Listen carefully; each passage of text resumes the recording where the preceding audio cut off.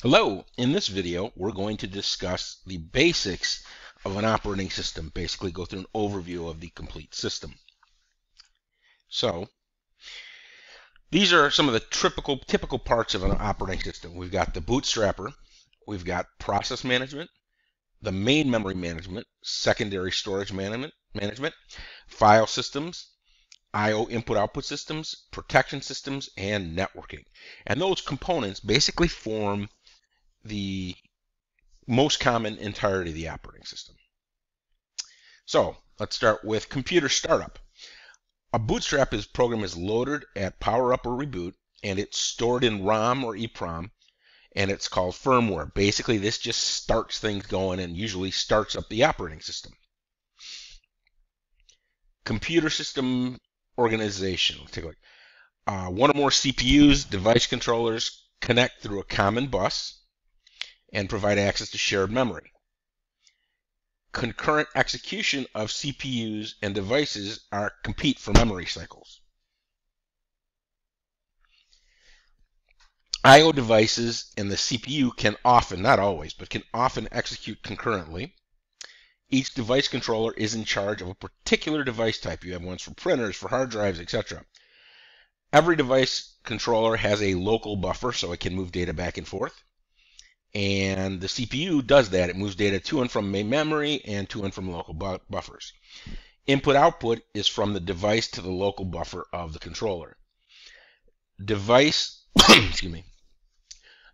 controllers inform the CPU that it has finished its operations by causing an interrupt, which is basically a notice, like a tap on the back of the head from the CPU or the device to say, hey, I'm done.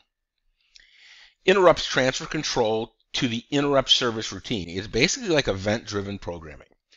And there is usually an interrupt vector table, which basically is the list that says, if this interrupt comes in, call this method. The interrupt architecture must save the address of the interrupted instruction because we have to go back. A trap or exception is different. It is a software-generated interrupt caused by an error or a user request. An operating system is interrupt driven. In other words, the hardware says kind of what to do next. Here's a typical vector input table or vector table. Vector 0 is a divide error or a debug exception. Here we get more common ones you'll see, like page faults, which means you have to use virtual memory to find new pages, etc.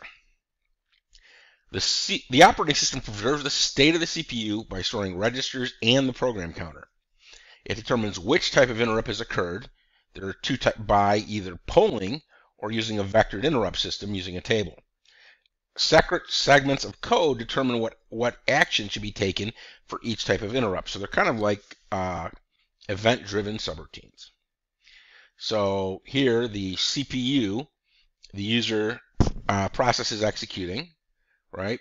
And an I/O request is initiated. When the transfer is done, it then will notify the PC while it's processing and continue on until the transfer is complete. Now, let's talk a little bit about computing environments. Traditional computing environments, you have standalone general purpose machines. But these days, that's kind of blurred because most systems interconnect with others. Portals provide web access to internal systems. Network computers or thin clients are kind of like web terminals. They're usually browser-based, and Chromebooks are good examples of network computers. Mobile computers typically interact via wireless networks, and networking is everywhere. I mean, even our home systems have firewalls. I know my personal router does. Now there's the idea of a mobile computing environment. We've got smartphones, tablets, etc. And the difference between them is, and a traditional laptop is, number one, they have to be able to start and stop quickly because you have to go into reduced power mode and that sort of thing. And they have to be able to function sometimes in a disconnected state.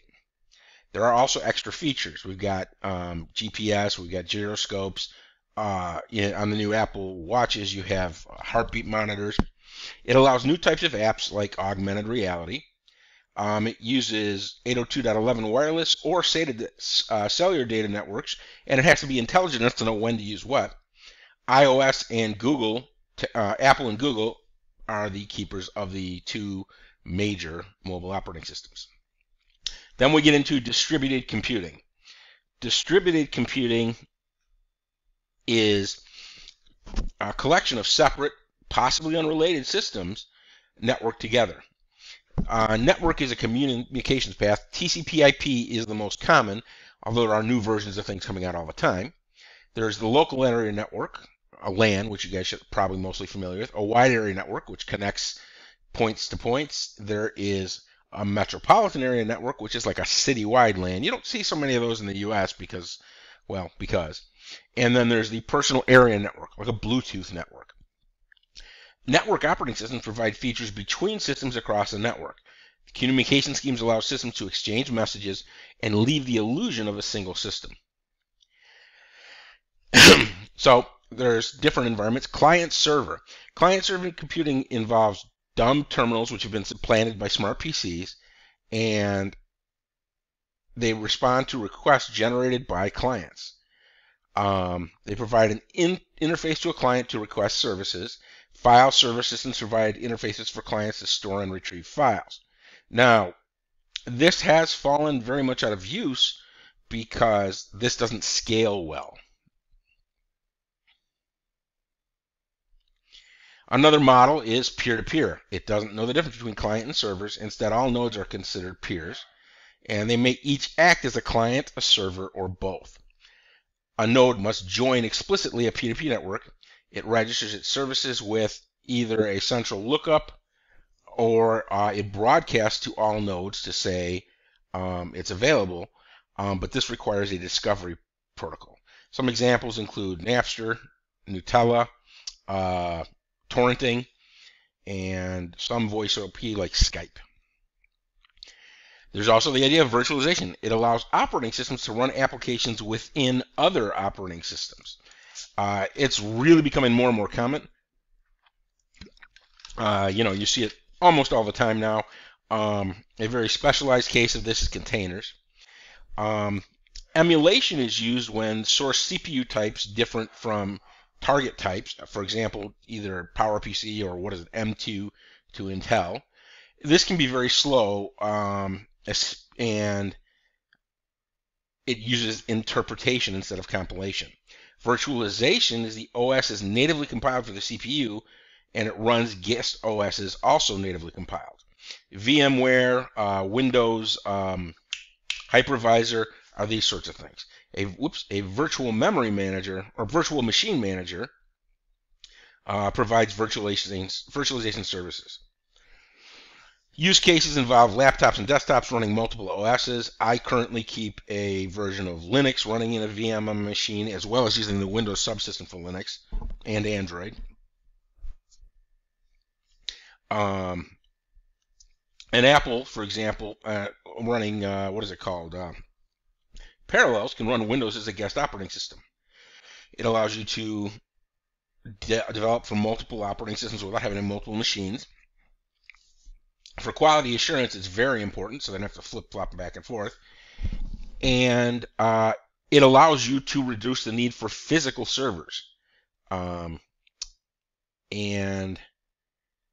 sometimes you can have a hypervisor, which is a specialized operating system just existing to manage multiple systems. So basically, it looks like a normal operating system, but it runs on top of the virtual memory manager. Each process runs in a kernel in its a virtual machine, and so forth. The VMM is responsible for doing things like scheduling. The next logical step is cloud computing. It delivers computing, storage, and apps as a service across the network. It's an extension of virtualization because it uses virtualization as the base. Amazon EC2 has thousands of servers, millions of virtual machines, similar with Azure, and it's pay based on usage. There's many types of clouds. There's a public cloud available over the internet, Amazon, for example, or AWS, for example, or Azure. There's a private cloud. It's a company's cloud or a hybrid cloud, which uses both. Now, one of the advantages of using a cloud is you can configure it to auto scale. So say, for example, you've got 10,000 users hitting your system and you're a retail store. Come Christmas, you're going to have 100,000. So do we buy new servers and have them lay there doing nothing 90% of the time? Or do we instead have large or use cloud computing, so as demand scales, so does our equipment? Well, that's one of the basic advantages of using a cloud. Software as a service is one or more applications available via the internet. For example, a word processor. If you use Google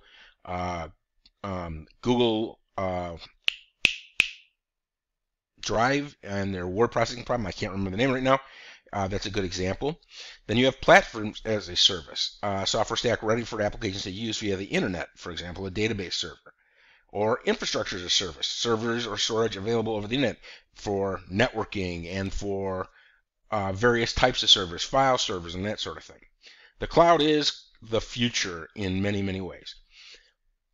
They have usually VMs plus management tools, and it takes care of all the firewalls and load balancing and all that stuff you need to spread it across multiple applications. It really does remove a lot of complexity.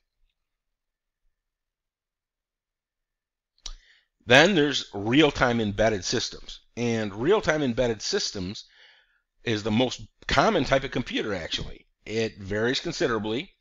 It uses limited purpose operating systems running in real time, and like cars, for example, microwaves, all sorts of appliances. And some of those specialized computing environments don't have a formal OS. Now, the thing about a real-time OS is it typically has fixed time constraints, so processing must be done with a constraint, and it's only operating correctly if those constraints are met. One of the more common things you see these days is open source operating systems. These are operating systems made available in source code rather than just binary, and they are not subject to DRM, digital rights management. The Free Software Foundation created their copyleft license, which many of the things use. Linux and BSD Unix are open source. There are VMware players, which are free, and there's VirtualBox, which is free, and you can use it to run guest operating systems. And they're usually pretty reliable because communities at large debug them. Let's talk a little bit about architectures. So in modern computers, or von Neumann architectures, you have a thread of execution. That's the actual running program. You have your instructions and data stored in memory, and direct memory access is a way to communicate between the two. There is the instruction execution cycle, which is how instructions are actually performed, and then there's data movement back and forth between the actual CPU. And these days you'll probably have more than one CPU or CPU core.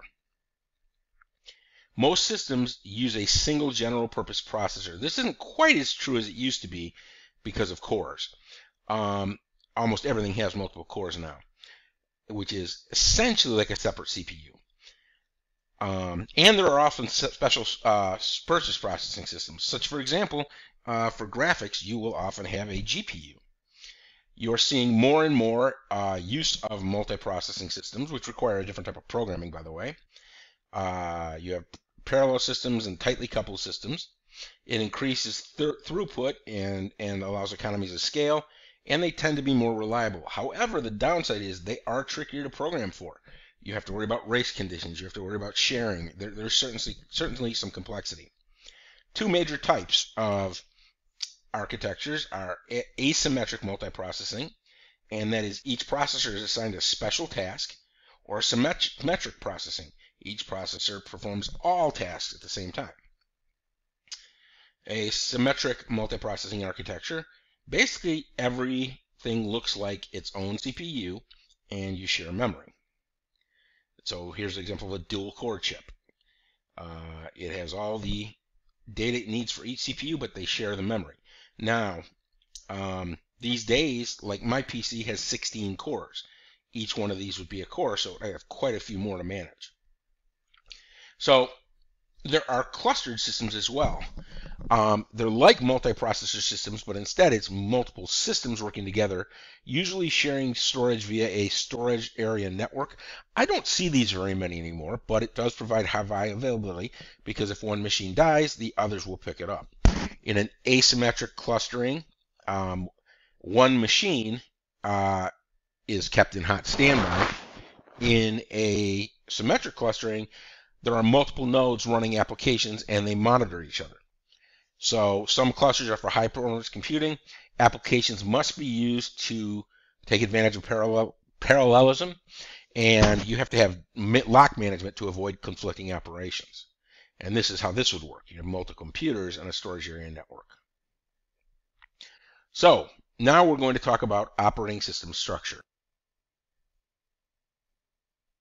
So multi-programming was originally needed for efficiency. A single user can't keep the CPU busy all the time, so multi-programming organizes jobs, which are code and data, so the CPU always has one to execute. A subset of the total jobs in the system is kept in memory because we have limited memory. One job selected and run will be done via job scheduling. When it has to wait, the OS will switch to a different job. That's the first step. Time sharing is a logical extension in which the CPU switches jobs so frequently that the user can act like it's their own individual computer. You have to have the switching response time less than 1 second. Each user has at least one program executing in memory. If several jobs are ready to run at the same time, the CPU has to handle scheduling. If processes don't fit in memory, swapping moves them in and out to run when needed. Virtual memory is used to allow execution of processes not completely in memory. So for a multi-processing programming system, here's how the jobs are laid out. We've got our OS and then the following jobs in sequence. Interrupt drivers, hardware and software are part of the OS. Hardware interrupts by one of the devices. Software interrupts, exceptions, etc. are by program. Division by zero, waiting for a system service. Other process problems including infinite loops, stack overflow, etc. Dual mode operation allows operating systems to protect itself and other system components. It has two modes, and this is very common, user mode and kernel mode. It has a mode bit provided by the hardware, and it provides the ability to distinguish when the system is running in user code or kernel code. Some instructions are designated as privileged and can only execute in kernel mode. The reason we do this is so the operating system can do things that are applicable to it that you don't want your average program doing. You don't want it messing with the processor vtables and anything like that. System call changes mode to kernel, and when it returns, it resets it to user. Now, like I said, I don't see many where this doesn't happen, and it's very common because, like in VMs, you have to have system level calls because you don't want an arbitrary program switching from a VM to another VM. So typically, you also, when you do a transition, there's a timer to prevent infinite loops or infinite processes or eating resources. The timer is set to interrupt the computer after some time period. You keep a counter that is decremented by the physical clock. The operating system sets the counter, which is a privilege instruction. When the counter is 0, we generate a net interrupt. We set up before scheduling a process to regain control or terminate a program that exceeds allotted time. So basically, we don't have any pigs in the system. So the user process is executing. It calls a system call. We slip into kernel mode. We execute our system call. We return from the system call. Now we're going to talk a little bit about process management.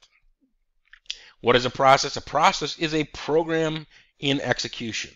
It is a unit of work within the system. A program is passive. It's just the image of a program on the hard drive. A process is it actually running. A process needs resources. It needs CPU. It needs memory. It needs input-output. It has files. It even has setup data. When a process terminates, you have to release any resources so the OS can reclaim them. A single-threaded process has one program counter specifying the location of the next instruction. Processes execute instructions sequentially one at a time until completion. A multi-threaded process has one program counter per thread. Typically, the system has many processes, some users, some operating system running concurrently. Concurrency by multiplexing the CPUs among the processes and threads. Now, what is a thread? It is a piece of control within a process, as opposed to a process. It's kind of like mini processes within a process. There are multiple process management activities. The first of these being creating and deleting user and system processes, suspending and resuming processes, providing for process synchronization and for communication between them, and how to deal with deadlocks, where resources are trapped between two processes or more. So, memory management. To execute a program, all or part of the instructions must be in memory, and the data must also be in memory. Memory management determines what is in memory and when.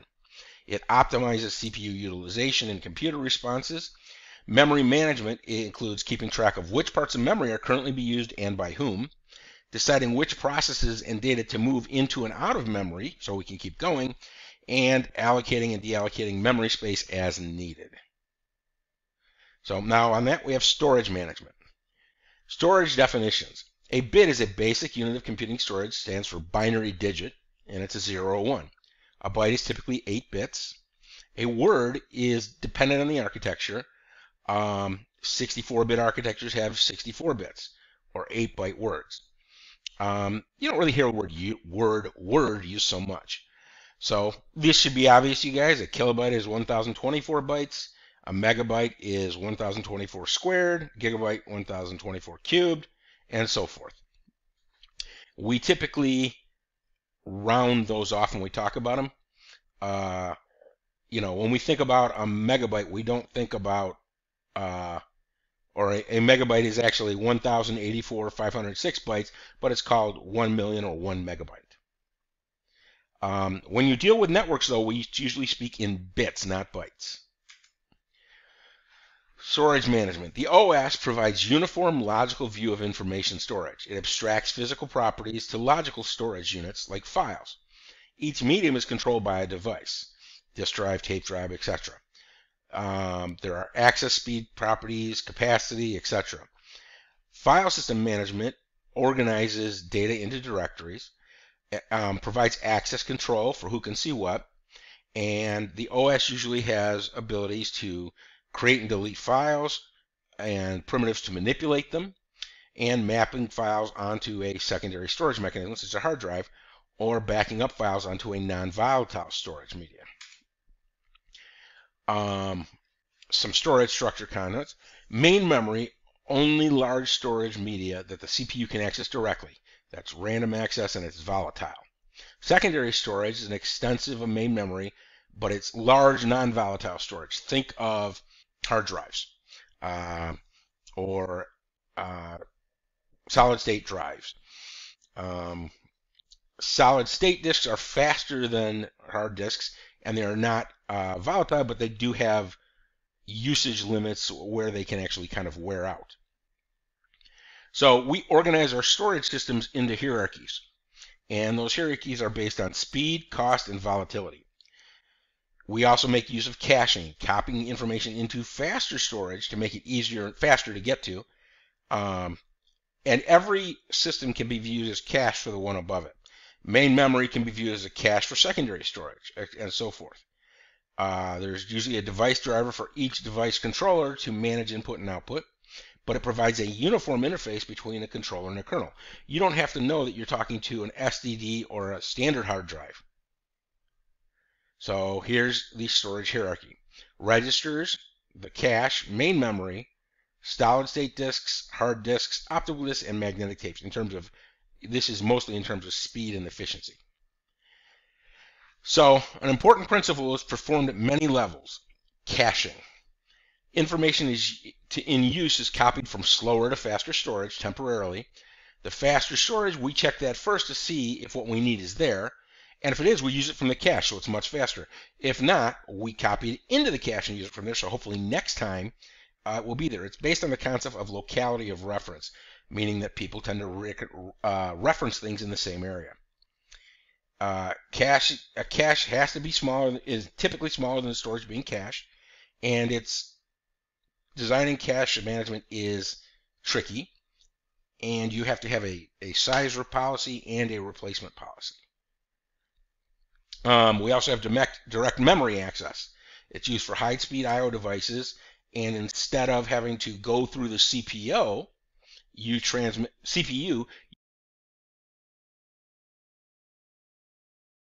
So for direct memory access, we use high-speed I/O devices, and they talk directly to the memory instead of going through the CPU.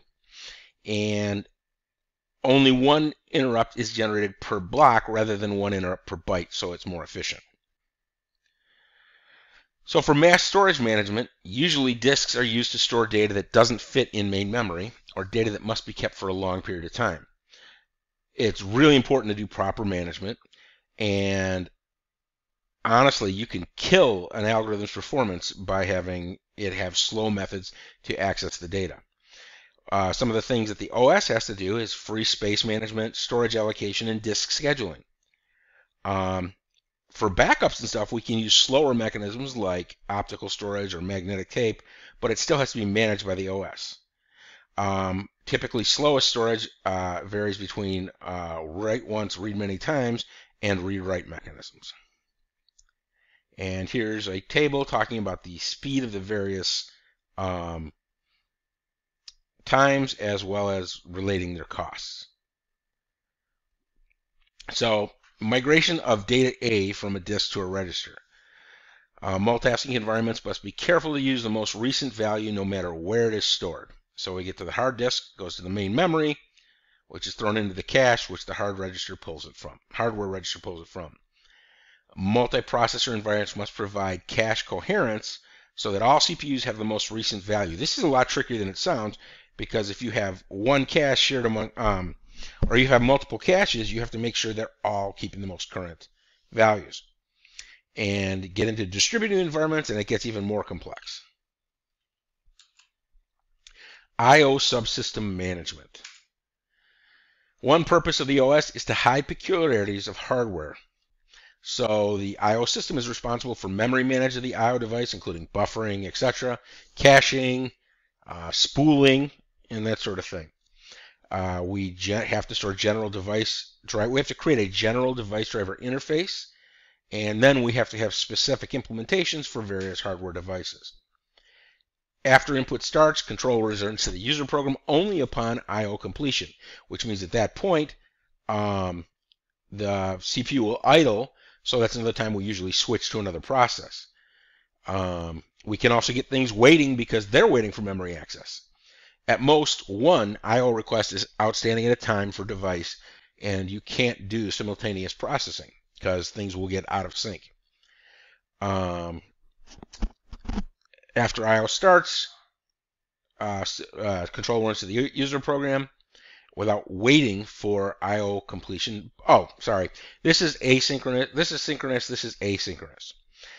System call requests to the OS to allow the user to wait for I/O. And you have a device status table. It contains an entry for each I/O device indicating what's going on with it. And when it's done, it sends an interrupt. Protection and security. Protection is any mechanism for controlling access of processes or users to resources in the OS. Security is the defense of the system against internal and external attacks. There's a huge range, including denial of service, worms, viruses, etc. Systems generally first distinguish among users to determine who can do what. The user identities include name and associated number and have one per user. A user ID is then associated with all files and processes that the user has rights to. Group IDs allow you to create sets of users to be defined and have controlled management, which are also associated with each file. You also have privilege escalation, like sudo commands, that allows a user to change his effective ID to one with more rights. Now on to the kernel. The kernel is the heart of the OS, and it has various data structures similar to standard programming data structures like linked lists, doubly linked lists, or circular linked lists. And they're used to implement queues and that sort of thing. Binary search trees can be used. Hash functions are used quite a bit to index into tables. We also have bitmaps, or string of n digits, representing the status of n items. In Linux, you can actually see these by looking at list.h in Linux, as well as redblacktree.h, which is a tree data structure. So that covers our basics of operating system overview, and from here we're going to start going into more detail.